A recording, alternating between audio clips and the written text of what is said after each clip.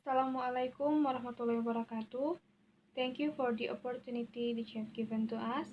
We are from Group 9. First of all, I will introduce our group members. My name is Nurul Putri Abdullah, and my partner are Alifa Magdi Safikada Mogalat and Priscilia Feren Pakaya. And our topic is about assessing writing. So let's start our discussion. And I as the first speaker. Now I will explain about genres of written language. Number one, academic writing. There is papers and general subject reports, essay, compositions, academically focused journals. And number two, job-related writing. Consists of messages, letters or emails, and advertisement. Number three is personal writing.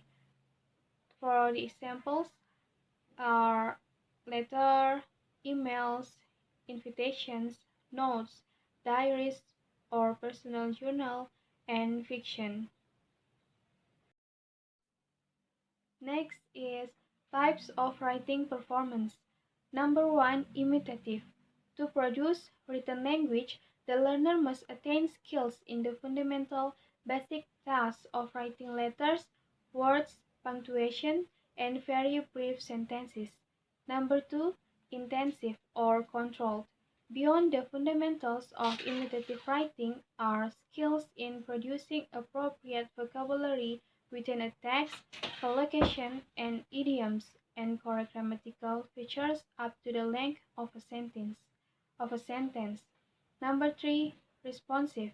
Here, assessment tasks require learners to perform at a limited discourse level, connecting sentences into a paragraph and creating a logically connected sequence of two or three paragraphs.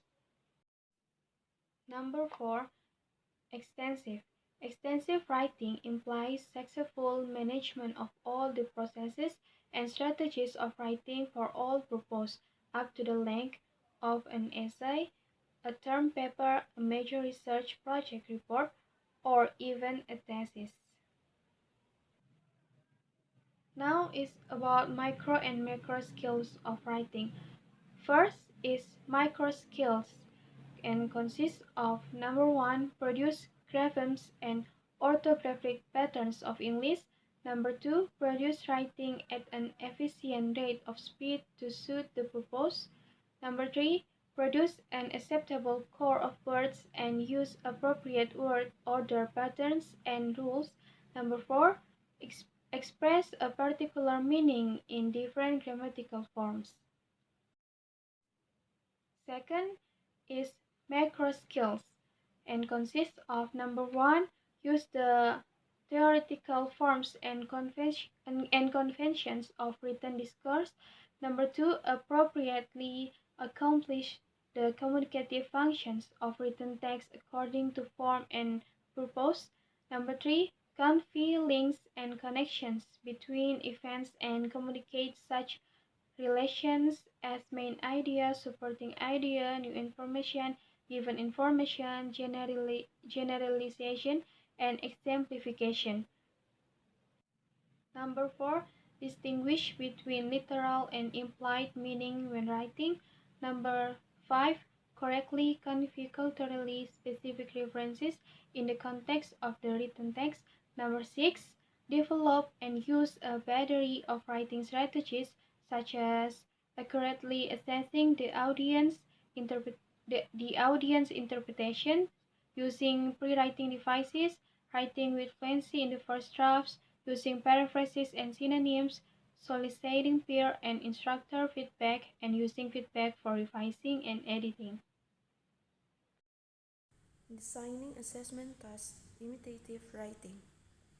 With the recent worldwide emphasis on teaching English of young age, it is tempting to assume that every English learner knows how to handwrite the Roman alphabet. Such is not the case. Many beginning level English learners, from young children to older adults need basic training in an assessment of imitative writing. The rudiments of forming letters, words, and simple sentences. We examine this level of writing first. Task in handwriting letters, words, and punctuation. First, copying. There is not innovative or modern about directing a test taker to copy letters or words. Second, listening close selections task. The test sheet provides a list of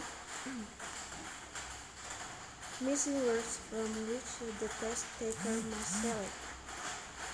Third, picture code task. Familiar pictures are displayed and test takers are told to write the word that the picture represents, assuming no ambiguity in identifying the picture K, head, chair, and. Fourth, from completion task. A variation on picture is the use of a simple from registration application.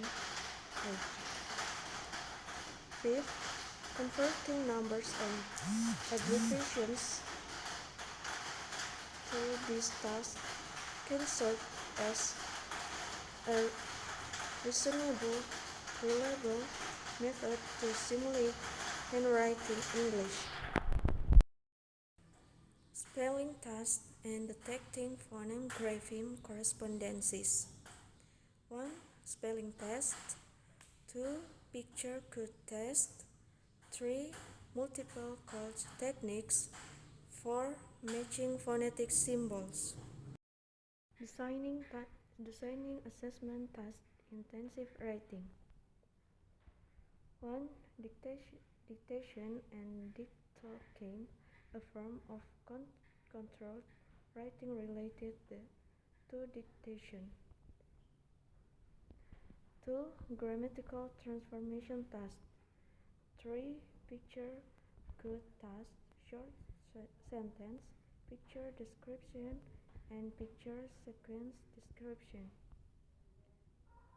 4. Vocabulary assessment task. 5. Ordering task, a scrambled set of words into a correct sentence. 6.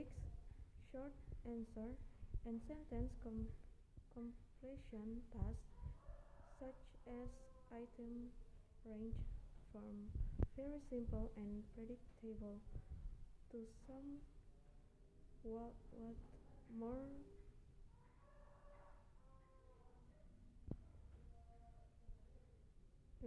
elaborate responses. Scoring methods for responsive and extensive writing. Holistic scoring, a rubric for scoring oral operations holistically, was presented. Its point on a holistic scale is given a systematic set of descriptors, and the reader evaluator makes an overall impression with the descriptors to arrive to a score. Primary trait scoring. This type of scoring emphasizes the test at hand and assigns a score based on the effectiveness of the text achieving that one goal. Analytic scoring, in which as many as 6 major elements of writing are scored, thus enabling learners to home in on weakness and to capitalize on strengths. Beyond scoring, responding to extensive writing. To give the student the maximum benefit of assessment, it is important to consider early stages from rewriting to the first draft or two. Later stages, revising and finalizing of producing a written text. So that's all about our material that is assessing writing. Thank you for your attention. Wassalamualaikum warahmatullahi wabarakatuh.